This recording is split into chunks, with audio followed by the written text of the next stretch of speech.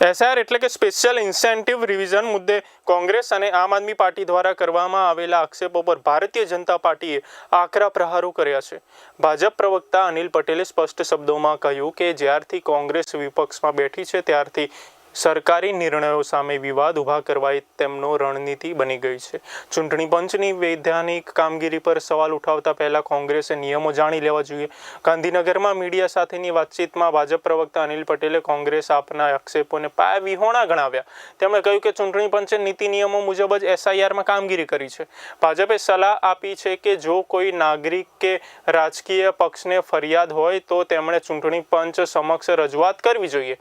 રસ્તા પર ઉતરીને ખોટા દેખાવો કરવાથી સત્ય બદલાતું નથી। જો કોંગ્રેસ અને કોંગ્રેસના ધારાસભ્યો ની એમની એક પ્રકારની રણનીતિ છે કે દરેક વિષયોમાં જુદા જુદા પ્રકારના વિવાદો ઊભા કરવા। પછી એ દેશની વૈધાનિક સંસ્થાઓ ચૂંટણી પંચ જેવી એની સામે હોય કે સરકારની કોઈ પણ કામગીરી, કોઈ પણ કેન્દ્ર રાજ્ય સરકારના નિર્ણયો હોય કે ભારતીય જનતા પાર્ટીની કોઈ પણ કામગીરી હોય, કોંગ્રેસ જ્યારથી વિપક્ષમાં આવ્યું છે ત્યારથી એમની રણનીતિનો આ મુખ્ય ભાગ છે।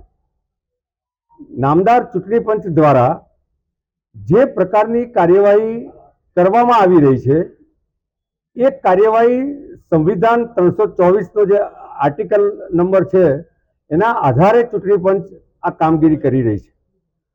આઝાદી પછી આજ દિન સુધી જે જુદા જુદા ચૂંટણી પંચ દ્વારા જ્યારે જે કામગીરી એસઆઈઆરની થઈ છે, લગભગ 13 થી 14 વખત થઈ છે, એમાં જે નીતિ નિયમો અને કાયદાનું પાલન થયું છે એ જ પ્રકારે અત્યારે પણ આ એસઆઈઆરની પ્રક્રિયા થઈ રહી છે।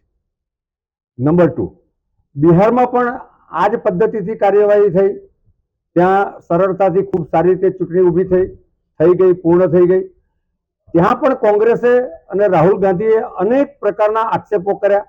એ વોટ ચોરીના આક્ષેપો હોય કે જુદા જુદા પ્રકારના ઈવીએમના હોય, ક્યારેક શાહીના હોય, આ કોંગ્રેસની પરંપરા રહી છે। વેસ્ટ બેંગાલમાં પણ કોંગ્રેસે ક્રિકેટર મોહમ્મદ શમીનો મુદ્દો ઉઠાવ્યો।